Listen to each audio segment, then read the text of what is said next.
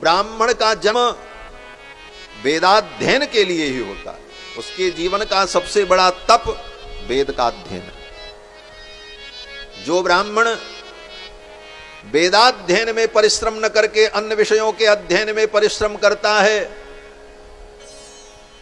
वह पतित माना जाता है। अन्यत्र कुरुते श्रमः, ब्राह्मण होकर और वेद का अध्ययन न करके अन्यत्र कुरुते श्रमः, अन्य विषयों को पढ़ने में वो श्रम करता है, अपना समय लगाता है, तो वो बहिष्कृत करने के योग्य माना गया। शास्त्र ने ये कहा। तो आज कितने लोग वेद पढ़ते, कहने के लिए ब्राह्मण में नाम के आगे कोई लिखते हैं त्रिवेदी, और एक वेद का एक मंत्र भी नहीं मालूम, और लिखते क्या है? त्रिवेदी, चतुर्वेदी, द्विवेदी, तिवारी, त्रिपाठी। त्रिपाठी का मतलब क्या?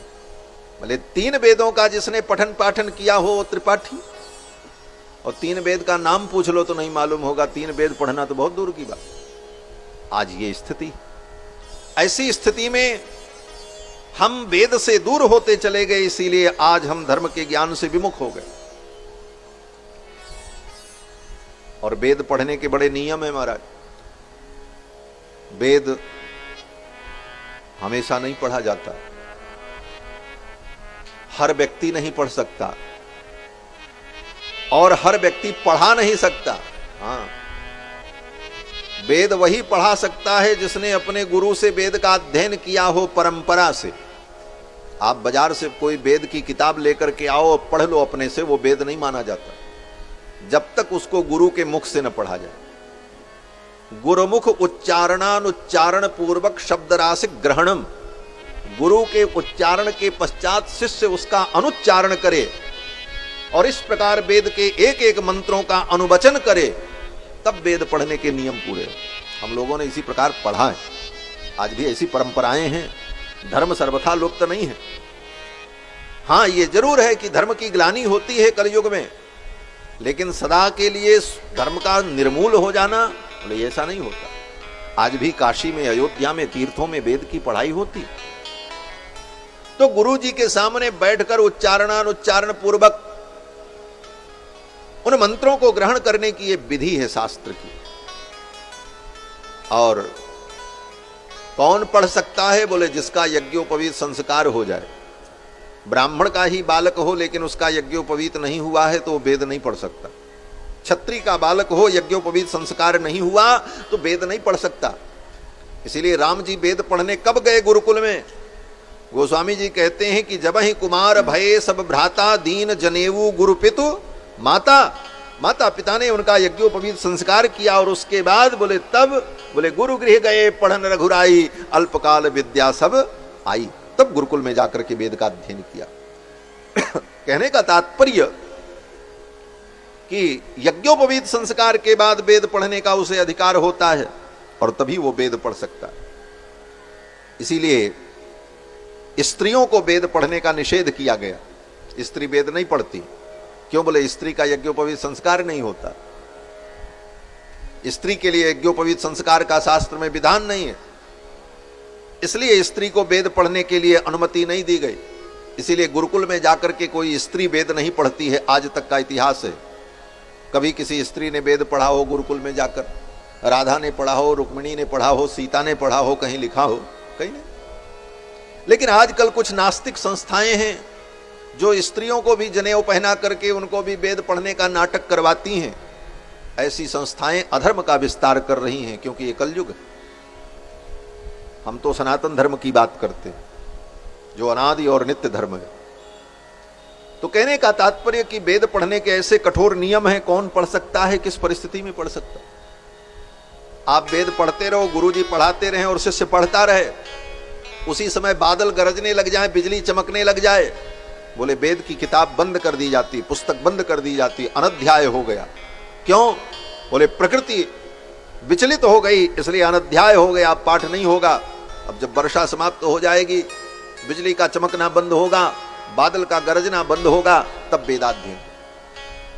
गुरु शिष्य पढ़ रहे हो, गुरुजी सामने बैठे हों, शिष्य इधर सामने बैठ करके पढ़ रहा हो और उन दोनों के बीच से कोई व्यक्ति निकल जाए, उन दोनों के बीच से चाहे कुत्ता बिल्ली चूहा कोई जीव पार हो जाए, अनध्याय हो गया, अब पढ़ाई नहीं होगी, बंद, अब बाद में होगी। क्यों? बोले मुहूर्त बिगड़ गया। इतने सारे कठोर नियम हैं वेद पढ़ने। और इतना ही नहीं, जिस दिन गुरु ने श्राद्ध किया, शिष्य के घर में श्राद्ध हुआ, उस दिन वेदाध्ययन नहीं होगा। और भी अनेकानेक नियम है, सूतक होगा तब वेदाध्ययन नहीं होगा। इन सारे नियमों का पालन करते हुए तब वेद का अध्ययन करते हैं और तब वेद को पढ़ने के बाद तब उसके तत्व को, अर्थ को समझते हैं। इतना करने में पूरा जीवन लगता है। इसीलिए ब्राह्मण का पूरा जीवन इसी काम के लिए मिला है। ब्राह्मणस्य शरीरोयम क्षुद्र कामाय नेष्यते। महर्षि कहते हैं कि ब्राह्मण का शरीर क्षुद्र काम करने के लिए नहीं मिला है, छोटे छोटे काम करने के लिए नहीं मिला कि फैक्ट्री चलाओ, दुकान चलाओ, कंपनी चलाओ, व्यापार करो, इन कार्यों के लिए ब्राह्मण का शरीर नहीं है। क्षुद्र कामाय नेष्यते। तब बोले ब्राह्मण का शरीर तो इसलिए मिला है कि जीवन में सूखी रोटी खाकर, दुख सहन करके भी वेद का अध्ययन करो, धर्म की रक्षा करो, ये ब्राह्मण का जीवन। इन कारणों से ही ब्राह्मण सारी दुनिया में सम्मानित और पूज्य था, क्योंकि उसके जीवन में त्याग था, धर्म की रक्षा उसके जीवन का मूल उद्देश्य था। आज उस उद्देश्य से ब्राह्मण भटक गया, इसीलिए समाज का भी पतन होना प्रारंभ हो गया। जो धर्म का उपदेश करने वाले थे वही धर्म भ्रष्ट हो गए, धर्म से विमुख हो गए। तो दुनिया को धर्म का उपदेश अब कौन करे? तो कहने का तात्पर्य कि वेदों के इन रहस्यों को, कठिन विषयों को जो नहीं पढ़ करके जान सकते, उनको भी धर्म का बोध हो, इसीलिए वेद व्यास जी ने पुराण की रचना की। द्वापर युग के अंतिम काल में, आज से 5100 लगभग 25 वर्ष पूर्व, 5125 वर्ष पूर्व जब द्वापर युग समाप्त हुआ, कलयुग प्रारंभ हुआ, उसी समय इस ग्रंथ की रचना व्यास जी ने की। कलयुग कब प्रारंभ हुआ? बोले कृष्ण भगवान अपनी लीला पूर्ण करके जिस दिन भागवत ग्रंथ में प्रविष्ट हो गए, उन्होंने अपनी लीला पूर्ण की, उसी दिन कलयुग आ गया। भगवान श्री कृष्ण के अवतार का काल बोले 5100 कुछ वर्ष पूर्व भगवान कृष्ण का अवतार हुआ, और उनके अवतार के बाद उनकी जब लीला पूर्ण हुई, उसके बाद ही कलयुग आ गया। श्रीमद् भागवत महापुराण ये ग्रंथ ज्ञान वैराग्य भक्ति से युक्त परम तत्व परमात्मा का बोध कराने वाला। इसकी महिमा है, महिमा को ही महात्म्य कहते हैं। जब तक हम किसी चीज को के महात्म्य को, उसकी महिमा को नहीं जानते, तब तक हमारी उस कार्य में प्रवृत्ति नहीं होती, क्योंकि हमारा आपका स्वभाव बन चुका है कि हम स्वार्थी हैं। जब तक ये न बताओ कि इससे लाभ क्या होगा, तब तक आदमी उस काम को करने को तैयार ही नहीं होगा। आपसे कहा जाए कि आप चलो, ठंडी का दिन है, माघ का महीना है, सिमरिया में चल करके गंगा में डुबकी लगाओ, कार्तिक के महीने में खूब ठंडी पड़ती, बोले डुबकी लगाओ, तो आप यही पूछोगे कि इतनी ठंडी में हम क्यों नहाएं, इससे क्या लाभ होगा? पहला प्रश्न तो यही होगा, क्या लाभ होगा? तब सामने वाला व्यक्ति कहेगा, भाई गंगा में स्नान करोगे तो गंगे तव दर्शनात् मुक्ति ही, गंगा के तो दर्शन मात्र से मुक्ति हो जाती है, और गंगा जल में स्नान करोगे तुम्हारा तन पवित्र हो जाएगा, गंगा जल पान करोगे तुम्हारा अंतःकरण पवित्र हो जाएगा, और गंगा भगवान के चरण से समुद्भूत हैं। वामन अवतार में भगवान के चरणों से गंगा का प्रादुर्भाव हुआ, विष्णु पादाब्ज संभूता गंगा त्रैलोक्य पावनी। तो उन गंगा के संस्पर्श से, उनके